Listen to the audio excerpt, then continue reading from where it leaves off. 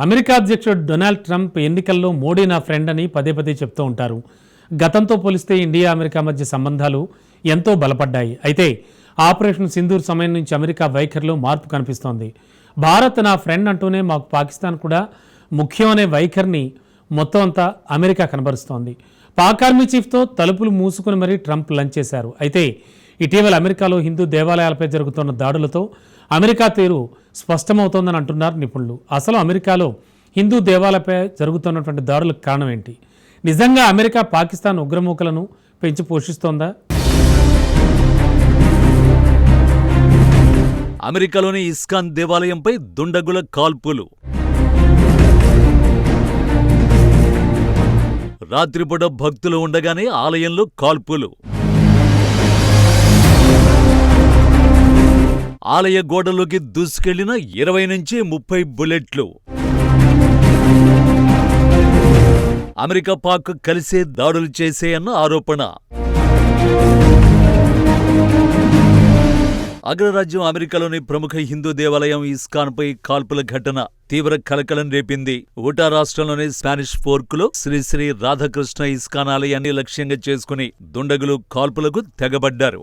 రాత్రి సమయంలో భక్తులు అతిథులు ఆలయంలోనే ఉన్న సమయంలో సుమారు 20 నుంచి 30 రౌండ్ల కాల్పులు జరిపారు దుండగులు. ఈ దాడుల్లో ఆలయ స్వాగత తోరణాలు, గోడలు, కిటికీలు తీవ్రంగా దెబ్బతిన్నాయి. గోడలోకి బుల్లెట్లు దూసుకెళ్లినట్టు ఆనవాళ్లు స్పష్టంగా కనిపిస్తున్నాయి. అయితే ఈ కాల్పులు కేవలం సాధారణ దాడి కాదని, హిందూ సమాజంపై విద్వేషంతోనే ఈ దారుణానికి పాల్పడినట్లు ఇస్కాన్ ప్రతినిధులు ఆరోపిస్తున్నారు. దాడికి పాల్పడిన వారిపై కఠిన చర్యలు తీసుకోవాలని డిమాండ్ చేస్తున్నారు. ఇక ఈ దాడిని భారత ప్రభుత్వం తీవ్రంగా ఖండించింది. బాధ్యులపై తక్షణమే కఠిన చర్యలు తీసుకోవాలని స్థానిక అధికారుల్ని కోరింది.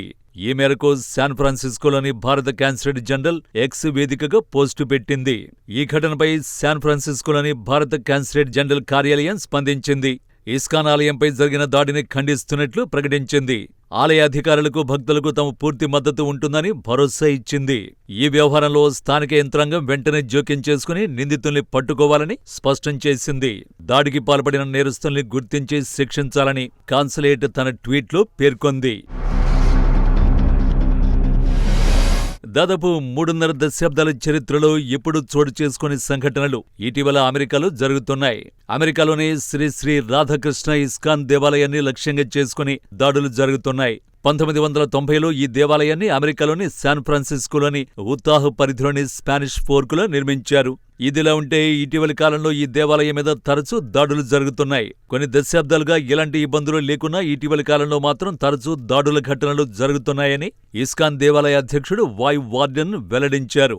శాన్ ఫ్రాన్సిస్కోలో మాత్రమే కాదు, గత ఏడాది కాలిఫోర్నియాలోని ఇస్కాన్ దేవాలయం మీద దాడులు జరగడాన్ని గుర్తు చేస్తున్నారు. కేవలం గత నెలలోనే 3 సార్లు కాల్పుల ఘటనలు చోటు చేసుకున్నాయని ఆయన ఆందోళన వ్యక్తం చేశారు. దశాబ్దాలుగా ప్రశాంతంగా ఉన్న తమ ఆలయంపై ఇటీవల వరుస దాడులు జరుగుతున్నాయని, భవిష్యత్తులో ఇలాంటివి పునరావృతం కాకుండా అధికారులు పటిష్టమైన భద్రతా చర్యలు చేపట్టాలని ఆయన విజ్ఞప్తి చేశారు. ఖాలిస్తానీ ప్రజాభిప్రాయ సేకరణ సందర్భంగా లాస్ ఏంజల్స్లోని హిందూ దేవాలయంపై దాడులు జరగడం గమనార్హం. కాగా ఏడాది మార్చి 9న కాలిఫోర్నియాలోని చినో హిల్స్లోని బోచసన్ వాసి అక్షర్ పురుషోత్తం స్వామినారాయణ సంస్థ హిందూ ఆలయంపై ఖాలిస్తాన్ గ్రూపు దాడి చేసింది. నాటి వివరాలను BAPS తన అధికారిక పేజీలో వివరించింది. గత ఏడాది సెప్టెంబర్ 25 రాత్రి కాలిఫోర్నియాలోని సాక్రమెంటోలోని స్వామినారాయణ మందిరంపై కూడా విధ్వంసక శక్తులు దాడి చేశాయి. ఇటువంటి ఘటనలు స్థానిక హిందువుల్ని ఆందోళనకు గురిచేస్తున్నాయి. అయితే ఈ దాడులకు కారణం అమెరికా తీరేనని హిందూ సంఘాలు ఆగ్రహాన్ని వ్యక్తం చేస్తున్నారు. భారత్ నా మిత్రదేశం, మోదీ నా ఫ్రెండ్ అంటూ నిన్న మొన్నటిదాకా తెగ ప్రేమ కురిపించిన ట్రంప్ ఇప్పుడు పాకిస్తాన్పై ప్రేమ కురిపిస్తున్నారు. పాక్కు ప్రాధాన్యమిస్తున్నాడు. భారత్, పాకిస్తాన్కు మధ్య దాడులు జరిగాయి. అప్పుడు కూడా ట్రంప్ డబుల్ గేమ్ ఆడాడు. భారత్ మిత్రదేశం అంటూనే పాక్తో చేతులు కలిపాడు. ఆపరేషన్ సింధూర్లో భారత్ స్పష్టంగా పైచేయి సాధిస్తున్న సమయంలో తానే జోక్యం చేసుకుని ఇండియా పాక్ మధ్య యుద్ధాన్ని ఆపేనంటూ ట్రంప్ డబ్బా కొట్టుకున్నాడు. అయితే ట్రంప్ ప్రకటనను భారత్ ఖండించింది. అంతేకాదు, Pakistan army chief Asim Munir white house లో అమెరికా అధ్యక్షుడు డొనాల్డ్ ట్రంప్ తో కలిసి లంచ్ చేయనున్నారనే వార్త భారతీయులకు ఆగ్రహాన్ని తెప్పించింది. ఓవైపు భారత్ మా వ్యూహాత్మక భాగస్వామి అని చెబుతూనే పాకిస్తాన్తో అమెరికా దోస్తీ చేస్తోంది. అయితే తాజాగా అమెరికాలో ఉన్న హిందూ దేవాలయాలపై జరిగిన దాడి కూడా ఉగ్రదాడిగానే పరిగణిస్తున్నారు అక్కడి హిందువులు. భారత్ను డైరెక్ట్ గా దెబ్బకొట్టే సీన్ లేక అమెరికాలో ఉన్న హిందువులపై దాడికి ఎత్తునిస్తోంది పాకిస్తాన్. ఇందుకు అమెరికా సాయం చేస్తుందనే దానికి ఉదాహరణగానే ఈ ఆలయంపై దాడి అని అంటున్నారు. కాగా అమెరికా పాకిస్తాన్ మధ్య చాలా ఏళ్లుగా బలమైన సంబంధాలు ఉన్నాయి. సోవియట్ యూనియన్తో కోల్డ్ వార్ సమయం నుంచి అమెరికాకు పాకిస్తాన్తో మంచి దోస్తానా ఉంది. ఆఫ్ఘనిస్తాన్పై సోవియట్ రష్యా ప్రభావం ఉండేది. దీన్ని కౌంటర్ చేయడానికి, కమ్యూనిజం వ్యాప్తిని అరికట్టడానికి అమెరికాకు పాకిస్తాన్ ఉపయోగపడింది. పాకిస్తాన్కు ఓవైపు ఇరాన్, మరోవైపు ఆఫ్ఘనిస్తాన్, చైనా ఉంటాయి. సోవియట్ యూనియన్ కూడా చేరువగానే ఉంటుంది. దీంతో సోవియట్ యూనియన్పై నిఘా పెట్టడానికి అవసరమైతే సైనిక స్థావరాలుగాను ఉపయోగించుకోవచ్చనే ఉద్దేశంతో పాక్ను అమెరికా చేరదీసింది.